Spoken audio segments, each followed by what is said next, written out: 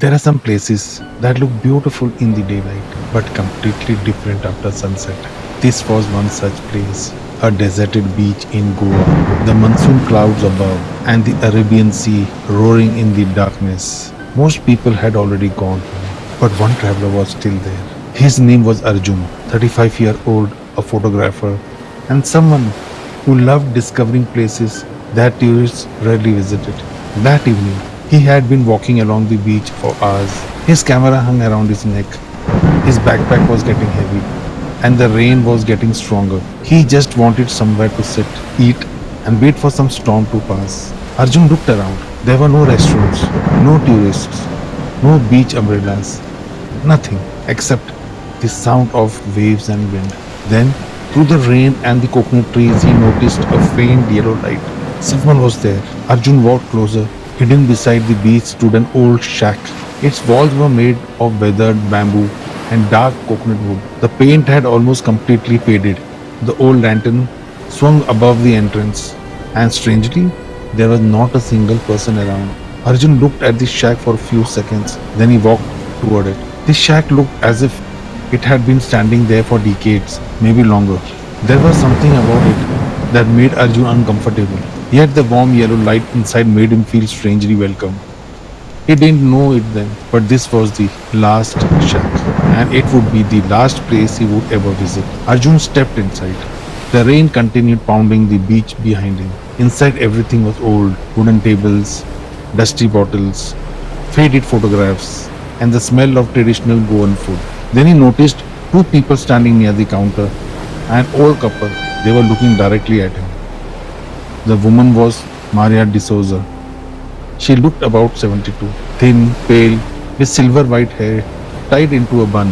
Beside her stood her husband Joseph. He was around 76, tall, slightly stooped, with white hair and thick mustache. Neither of them smiled. They simply stared at Arjun.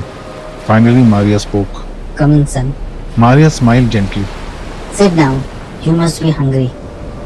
Arjun smiled back. Actually, yes, I am. He put his camera on the table. Joseph said nothing. He simply watched him. There was something strange about the old man's eyes. Something Arjun couldn't explain. Arjun looked around the shack. Old photographs covered the walls. Some showed people standing on the beach. Some showed the shack many years ago. But there was one thing that bothered him. In almost every photograph, people were looking toward the sea, as if they were waiting for something.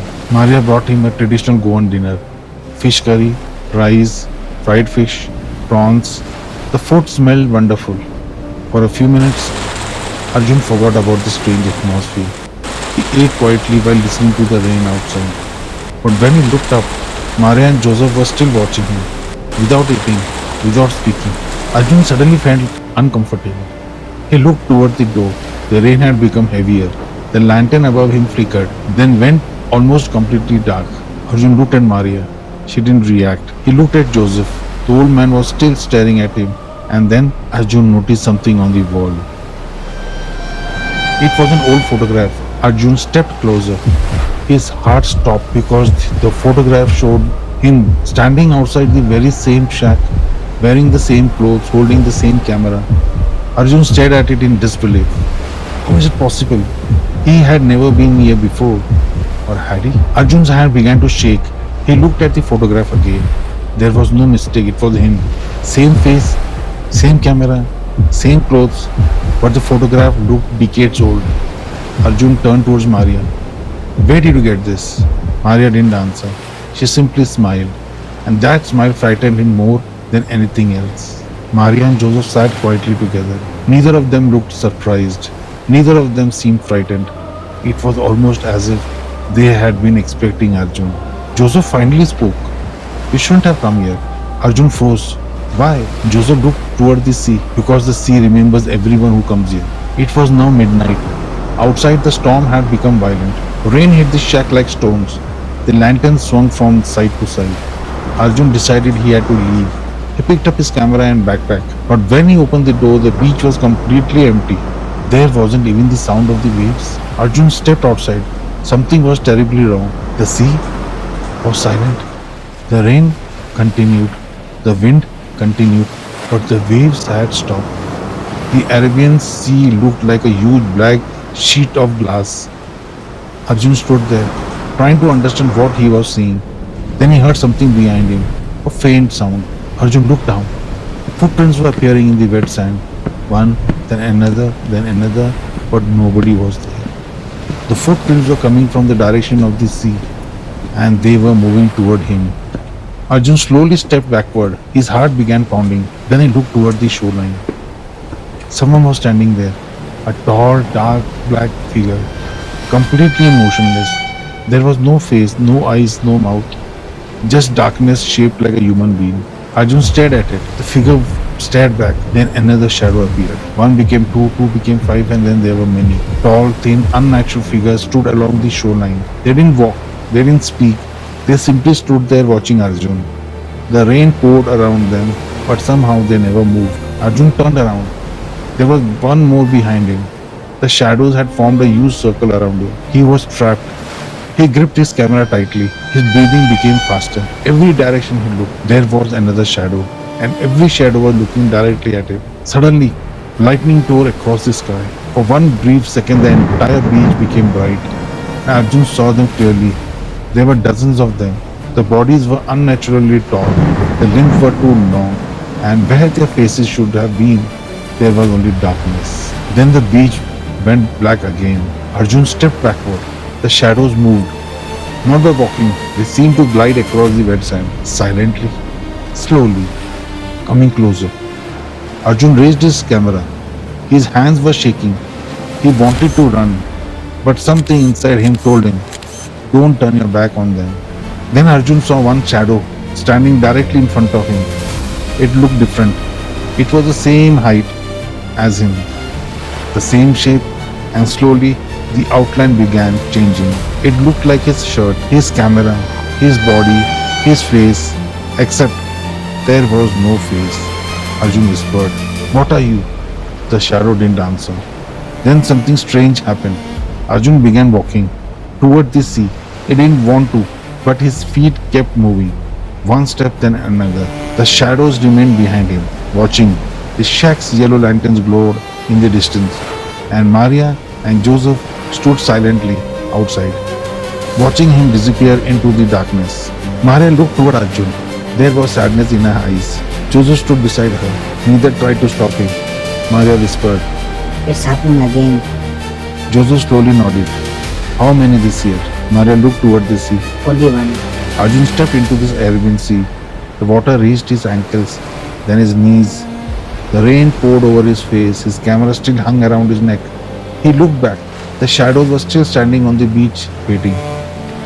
The water reached Arjun's waist. He tried to run around. He tried to turn around, but he couldn't. Something was pulling him forward. The sea was strangely quiet again. Arjun looked toward the darkness ahead. Then he heard a whisper, a voice coming from the water. It said his name, Arjun. Arjun looked back one last time. The shadows were standing together on the beach, dozens of them, motionless, watching. The reflections stretched across the wet sand. Behind them, the last shack glowed warmly, almost peacefully. But Arjun knew there was nothing peaceful about this place. Suddenly, the sea became completely still. No waves, no wind, no sound. Arjun stood alone in the darkness. Then something moved beneath the water. He looked down. The expression changed. Whatever was beneath him was coming closer. Desperate for proof, Arjun raised his camera. He pointed it toward the beach. The camera screen showed something terrifying. The shadows appeared much closer through the camera than they actually were, and behind them stood another figure, a figure that wasn't visible. Arjun slowly lowered the camera. His hands were trembling. Then he saw it. Standing in the water ahead of him was another Arjun. Same clothes, same camera, same face, but completely black, featureless, empty. The shadow version of him stood silently in the sea. Arjun couldn't move. Then the figure slowly raised his hand. All the shadows on the beach raised their arms slowly together, as if performing some ancient ritual. Lightning flashed across the sky. The waves began rising again. Arjun stared at them in terror, and then every shadow pointed toward him. A massive wave rose behind Arjun. He tried to fight against it, but the sea pulled him deeper. For one final moment, his hand appeared above the water. Then the wave crashed down. Everything disappeared. The shadow remained standing on the beach, waiting, and then silence. The next morning, the storm was gone. The beach was empty. There was no sign of Arjun. Only the camera lay near the shoreline. His backpack was nearby. The sea looked completely peaceful, almost as if nothing had happened. But the last shack was still there. Months later, a group of tourists find an old shack. Inside, they discovered hundreds of photographs. Photographs of people who had visited the beach over the years. And then they found a new photograph. It was Arjun, standing inside the shack, smiling, holding his camera. But there was something strange behind him, an empty chair, and behind that chair stood a tall black shadow. Maria looked at the photograph. Then she quietly placed it on the wall. Joseph asked, "Another one?" Maria nodded. And somewhere outside, the sound of the waves returned, because the last shack was never empty. It was only waiting for the rest visitor. Some places are better left undiscovered.